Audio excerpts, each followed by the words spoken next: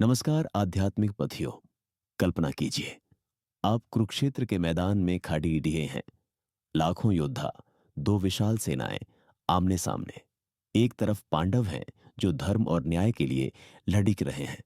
दूसरी तरफ है कि कौरवों की सेना जो हस्तिनापुर के सिंहासन पर कब्जा बनाए रखना चाहती है। और उस सेना के बीचों बीच खड़दिदा है दुर्योधन, जिसकी आंखों में एक अजीब सा आत्मविश्वास है। पर क्या यह आत्मविश्वास असली है, या ये बस एक मुखौटा है जिसके पीछे कोई गहरा डर छिपा हुआ है? जब भी हम दुर्योधन के बारे में सोचते हैं तो एक अहंकारी, घमंडी और अटूट आत्मविश्वास वाले राजकुमार की तस्वीर दिमाग में आती है। लेकिन क्या हो अगर मैं आपसे कहूं कि उसके इस फौलादी चेहरे के पीछे एक गहरा डर था।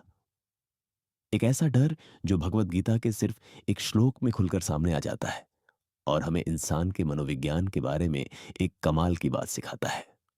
लड़ाई शुरू होने ही वाली थी। दुर्योधन पहले अपने गुरु द्रोणाचार्य के पास जाकर पांडव सेना की ताकत का जायजा लेता है। फिर वह अपनी सेना की तरफ मुद्दता है और अपने सभी महारथियों को एक खास हुक्म देता है। यह आदेश भगवत गीता के पहले अध्याय के 11वें श्लोक में मिलता है। अयनेषु च सर्वेषु यथा भागम स्थिता भीष्ममेवाभिरक्षन्तु भवन्तः सर्व एव हि। अर्जुन ने अपनी आंखों से देखा कि युद्ध की इस बड़ी लड़ाई में कौन कौन खड़ा है। उन्होंने देखा कि दुर्योधन के पक्ष में कई वीर योद्धा हैं, जिनमें युयुधान, विराट और द्रुपद जैसे बड़े महारथी शामिल हैं। आसान भाषा में इसका मतलब है, आप सब अपने अपने मोर्चों पर डटे रहो, लेकिन सबसे जरूरी यह है कि आप हर तरफ से सिर्फ पितामह भीष्म की रक्षा करें।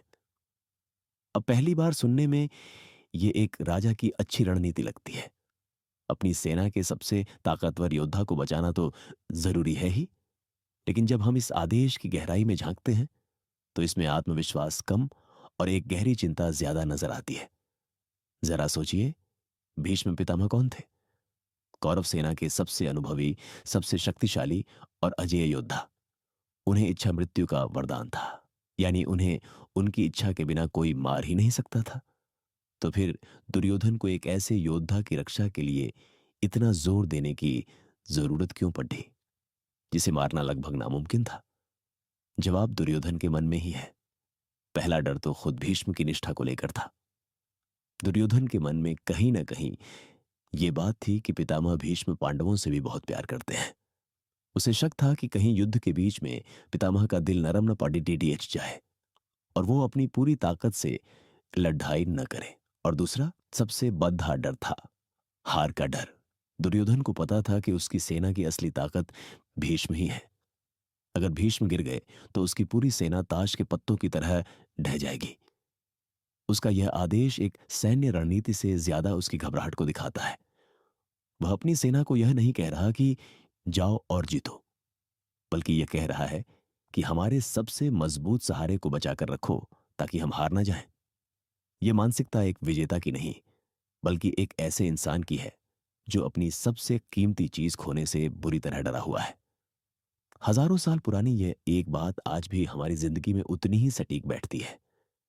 पहला सबक जुदा है, लीडरशिप और भरोसे से। भले ही दुर्योधन का आदेश डर से निकला हो, पर यह दिखाता है कि किसी भी टीम या परिवार में एक मजबूत स्तंभ का होना कितना जरूरी है।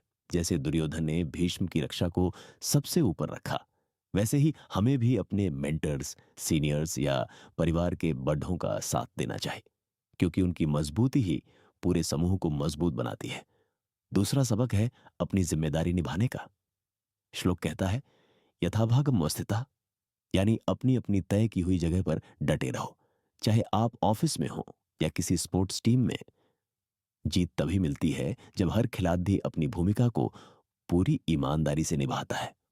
और तीसरा सबसे गहरा सबक है डर को स्वीकार करने का। दुर्योधन ने अपने डर को घमंड के पर्दे के पीछे छिपाने की कोशिश की। यह हमें सिखाता है कि डर लगना गलत नहीं है, लेकिन उसे छिपाना या उससे भागना हमें कमजोर बना देता है। असली ताकत डर न होने में नहीं, बल्कि डर होने के बावजूद सही काम करने में है। दुर्योधन का डर उसे रक्षात्मक बना रहा था, जबकि पांडवों का धर्म पर विश्वास उन्हें आगे बढ़कर लड़ने की हिम्मत दे रहा था। तो अब आपकी बारी। आपको क्या लगता है, दुर्योधन का यह आदेश एक सोची समझी रणनीति थी या उसकी सबसे बड़ी गलती? अपनी राय नीचे कमेंट्स में जरूर बताइए। अगर आपको यह वीडियो पसंद आया तो इसे लाइक करें, दोस्तों के साथ शेयर करें और हमारे चैनल को सब्सक्राइब करना मत भूलिएगा। तो देखा आपने, गीता का सिर्फ एक श्लोक हमें कितना कुछ सिखा सकता है। यह हमें बताता है कि जो लोग बाहर से जितने ज्यादा मजबूत और कठोर दिखते हैं, हो सकता है अंदर से वो उतने ही डरे हुए हों। सच्ची शक्ति दिखावे में नहीं, बल्कि अपनी कमजोरियों को मानकर भी धर्म और कर्तव्य के रास्ते पर चलने में है। दुर्योधन ऐसा नहीं कर पाया और शायद यही उसकी हार का सबसे बड़ा कारण बना।